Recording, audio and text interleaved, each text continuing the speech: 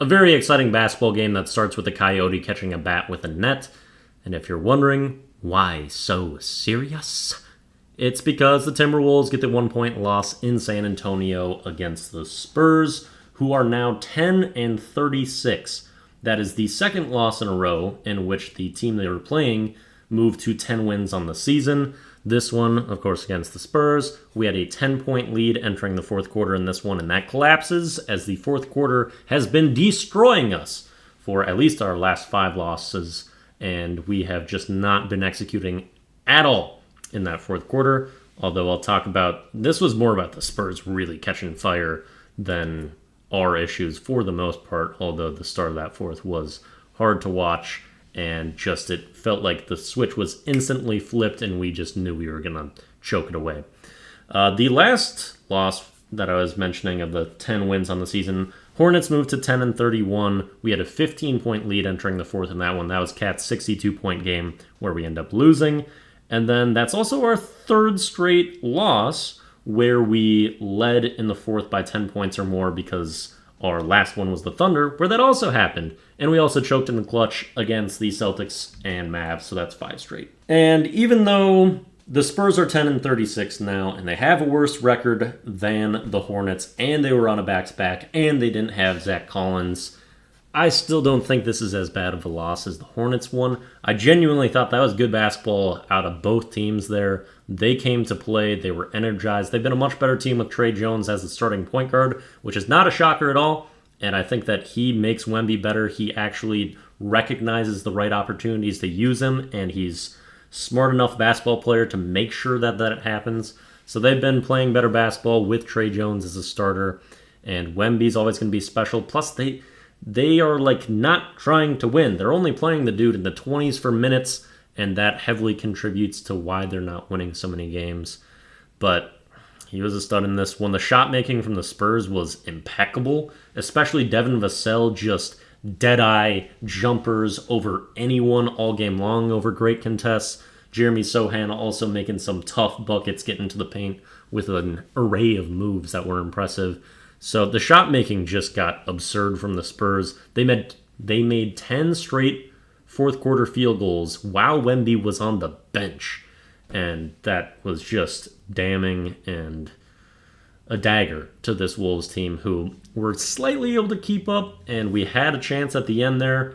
Jaden McDaniels fouls Keldon Johnson with 1.1 on the shot clock. Keldon had gotten an offensive rebound without the ball hitting the rim. He's not even facing the basket. Jaden reaches over, gives him free throws while the game is tied, and that's how they got their 1-point lead. Keldon would miss a free throw. Wolves have a chance to win with 7 seconds left, and we run a play. Ant has to get rid of the ball. Cat step back jumper from deep doesn't go. And I was really sad that we lost this one. This ruined, well, it didn't ruin.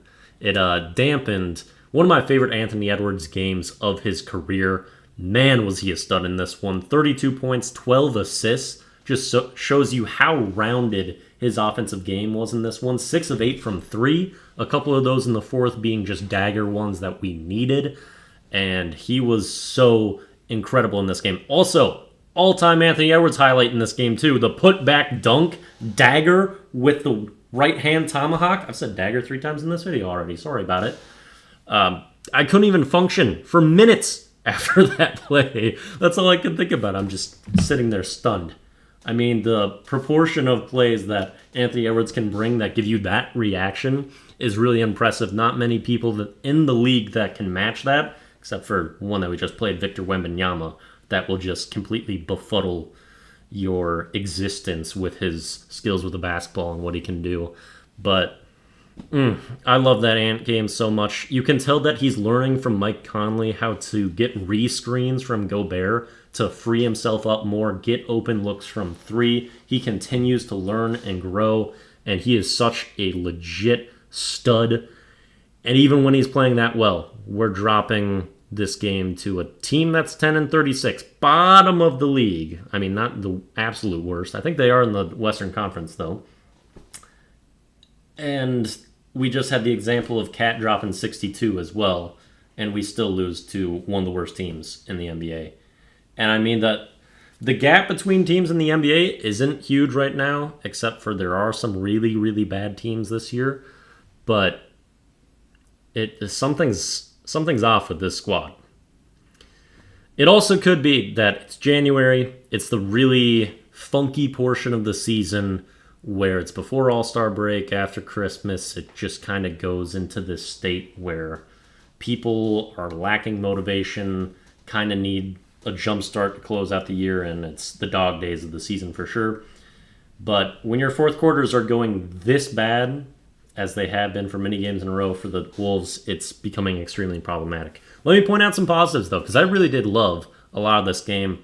I think it was mostly just the Spurs really stepping up and playing good ball that got us this L, and they were at home. Building was rocking. Rudy Gobert, he was so composed and patient on offense in this game, 8 of 9 from the floor, and a lot of those weren't like catch ball, immediately dunk. A lot of them were catch ball, hold, let people jump, then dunk, or just some nice patient plays where he was very aware of what was going on around him. Additionally, his little push shot that he's getting in the lane is improving. I mean, you can tell there's no follow through or touch on that thing, but hey, it's going in a little bit. And I was impressed by Gobert's offensive game in this one. And he's been getting better. Slightly. I mean, you're not going to expect him to do anything too skillful, but he has been improving. Nickeil Alexander-Walker, I also really want to spotlight how great he has been this season. I think he's been a lot more consistent. I mean, the production isn't always there from a volume standpoint, but I feel like his bad games aren't completely dropping off with like 0 for 6 on threes or something. Those are becoming a bit more rare. His clutch shooting has been pretty good. Had a huge 3 in the fourth in this one that we really need to stop some momentum. And Nickeil, I mean, he's just flying around defensively still. So I really have been loving the play from him. And we did not have Mike Conley in this game, so he started yet again. So his play has been huge. But the bench needs to step up more than it has been. Nas is on a little bit of an offensive stall stretch here. Shake Milton had a pretty solid game. I've been noticing the last couple times I've been noticing his play, it's usually that he's making a hustle play. And we hadn't really been seeing that early in the season. I've been seeing offensive rebounds out of him. His first contribution in this game was taking a charge, and then he would actually score a couple buckets in this one too. The offense isn't popping, which you kind of expected to with his averages coming into this year, and he has not impressed, but it looks like he's trying to hustle to get his chance back, which is a great thing, and that's the right mentality to take. So hat tip to Shake. I hope it gets a little bit better, but I think that the more realistic play is that we're going to have to try to trade for some more offense off the bench, because it's just really Nas that's going to do that, and I think we need some more offensive backcourt punch that would really help, and it would probably be the main weakness of this team as we approach the trade deadline here in just a couple weeks. Some very disappointing moments from the Timberwolves lately, but we still got Anthony Edwards. The dude is absolutely special. Gonna trust in him. Gonna trust in Finchy. We got a great supporting cast. Mike Conley didn't play in this game. He is so key to this team operating effectively, and it's a strange time in the NBA season. I'm hoping that's the core of what's going on here, although there's certainly some worries to be had. All right, on to the next. We got the Thunder on Monday, who are now the 1 seed over the Timberwolves, and it'll be our final matchup of the season, our 4th time playing them on Monday. It's going to be a battle.